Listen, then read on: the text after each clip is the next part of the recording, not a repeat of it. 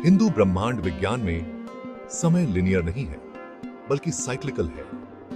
यह सृजन और विनाश के विशाल चक्रों में घूमता है, ठीक जैसे चांद का बढ़ना और घटना।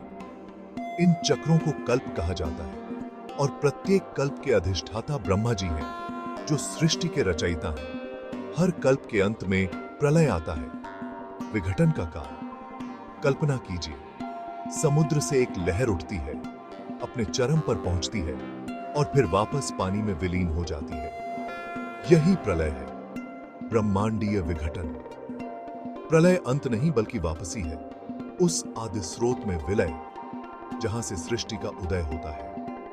यह वह समय होता है जब ब्रह्मांड अपने आप में वापस सिमट जाता है, जैसे एक स्क्रॉल को लपेटा जा रहा हो। जैसे हम रात को आराम करते हैं ताकि सुबह तरोताजा होकर जाग सकें, वैसे ही ब्रह्मांड भी विश्राम और कायाकल्प के दौर से गुजरता है।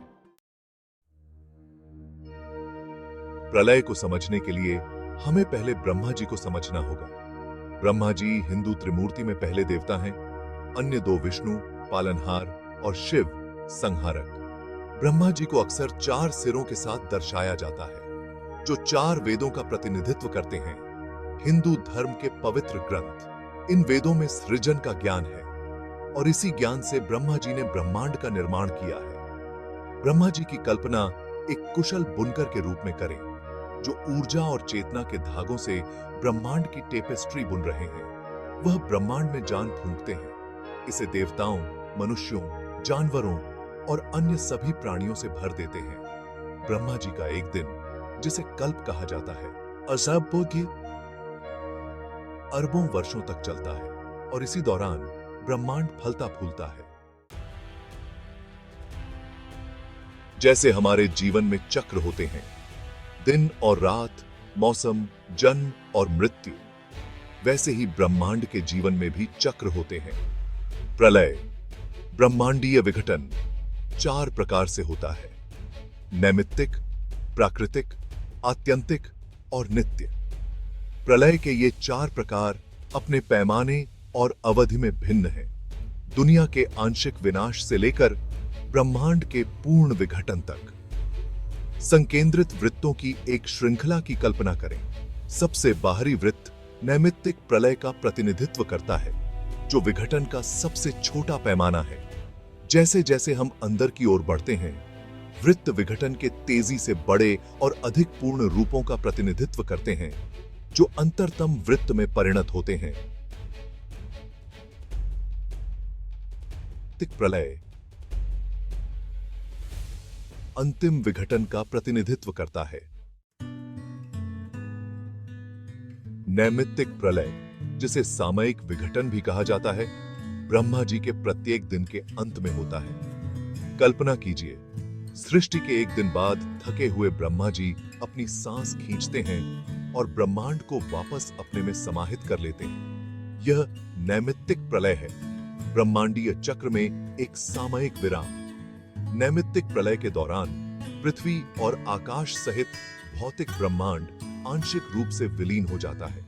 हालांकि उच्च लोकों, जहां देवता निवास करते हैं, अप्रभावित रहते हैं। इस प्रकार का प्रलय ब्रह्मांडीय नींद की रात की तरह है, ब्रह्मांड के लिए एक नए कल्प के भोर से पहले आराम करने और फिर से जीवंत होने का समय। भाग 5, ब्रह्मा जी का शासनकाल। जब ब्रह्मा जी अपनी निद्रा से जागते हैं, तो सृजन का चक्र नए सिरे से शुरू होता है। वह ब्रह्मांड में फिर से जान फूंकते हैं और सृजन और विनाश का ब्रह्मांडीय नृत्य जारी रहता है। सृजन और विघटन का यह चक्र, जिसकी अध्यक्षता ब्रह्मा जी करते हैं, 100 ब्रह्मा वर्षों तक चलता है, जो अकल्पनीय विशालता की अवधि है। प्रत्येक कल्प के दौरान जीवन उभरता है, विकसित होता है और अंततः विलीन हो जाता है।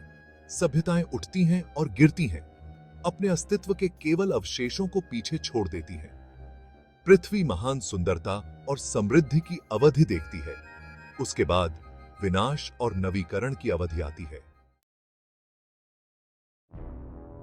भाग 6, प्राकृतिक प्रलय, तात्विक विघटन। प्राकृतिक प्रलय, तात्विक विघटन, विघटन का एक अधिक पूर्ण रूप है जो ब्रह्मा जी के जीवन के अंत में होता है। यह वह समय होता है जब ब्रह्मांड का ताना बाना ही उधड़ने लगता है। तत्व अपनी प्रारंभिक अवस्था में वापस विलीन हो जाते हैं। एक टेपेस्ट्री की कल्पना करें जिसे ध्यान से खोला जा रहा है, धागा दर धागा। 5 तत्व, पृथ्वी, जल, अग्नि, वायु और आकाश, जो ब्रह्मांड के निर्माण खंड हैं, धीरे धीरे घुल जाते हैं, वापस अभिव्यक्त में विलीन हो जाते हैं। अब कौन सा है ये? भाग 7, ब्रह्मांडीय अंडा। जैसे ही तत्व घुलते हैं, ब्रह्मांड शुद्ध क्षमता की स्थिति में वापस ढह जाता है, जिसे अक्सर ब्रह्मांडीय अंडे के रूप में दर्शाया जाता है। यह ब्रह्मांडीय अंडा, जिसे ब्रह्मांड कहा जाता है, अपने अंदर अगली रचना का बीज समेटे हुए है। यह आकस्मिक जल अस्तित्व के आदिम सागर पर तैरता है, सृजन के अगले चक्र की प्रतीक्षा कर रहा है। ब्रह्मांड के भीतर विष्णु पालनहार निष्क्रिय पड़े हैं, ब्रह्मांड को स्वप्न में देख रहे हैं। वह चेतना का शाश्वत सिद्धांत है जो सृष्टि के सभी में व्याप्त है, यहां तक कि उसकी अभिव्यक्त अवस्था में भी। भाग 8, आत्यंतिक प्रलय, परम मुक्ति। आत्यंतिक प्रलय, अंतिम विघटन, प्रलय के सबसे पूर्ण रूप का प्रतिनिधित्व करता है। यह केवल भौतिक ब्रह्मांड का विघटन नहीं है, बल्कि स्वयं व्यक्तिगत चेतना का विघटन है। यह परम मुक्ति है, मोक्ष, जहां आत्मा वापस ब्रह्म में विलीन हो जाती है, परम वास्तविकता। पानी की एक बूंद की कल्पना करें जो वापस समुद्र में विलीन हो जाती है, अपनी व्यक्तिगत पहचान खो देती है और विशालता के साथ एक हो जाती है। यह आत्यंतिक प्रलय है, व्यक्तिगत आत्मा का ब्रह्मांडीय आत्मा के साथ अंतिम विलय। भाग 9, नित्य प्रलय, सतत चक्र। जबकि प्रलय के अन्य रूप विशाल ब्रह्मांडीय पैमाने पर होते हैं, नित्य प्रलय, सतत विघटन, एक सतत प्रक्रिया है जो बहुत छोटे पैमाने पर होती है। यह जन्म और मृत्यु का चक्र है, निरंतर निर्माण और विनाश जो सभी जीवन को नियंत्रित करता है। जैसे हम सांस अंदर लेते हैं और छोड़ते हैं, नया जीवन ग्रहण करते हैं और पुराने को छोड़ते हैं। ब्रह्मांड निरंतर प्रवाह की स्थिति में है, जिसमें निर्माण और विनाश एक साथ हो रहे हैं। प्रत्येक क्षण एक मिनी प्रलय है, पिछले क्षण की मृत्यु और नए का जन्म। भाग 10, ब्रह्मांडीय नृत्य जारी है। प्रलय की अवधारणा का उद्देश्य भय पैदा करना नहीं है, बल्कि अस्तित्व की विशालता और चक्रीय प्रकृति पर विस्मय और आश्चर्य की भावना पैदा करना। यह हमें याद दिलाता है कि कुछ भी स्थायी नहीं है, परिवर्तन ही एकमात्र स्थिरांक है। जिस प्रकार ब्रह्मांड सृजन और विघटन के चक्रों से गुजरता है, उसी प्रकार हमारा जीवन है। प्रलय की अवधारणा को समझकर हम समय की चक्रीय प्रकृति, भौतिक जगत की नश्वरता और उस परम मुक्ति की गहरी समझ प्राप्त करते हैं जो हम सभी का इंतजार कर रही है। सृजन और विनाश का ब्रह्मांडीय नृत्य जारी है, जो ब्रह्म की शाश्वत प्रकृति का प्रमाण है।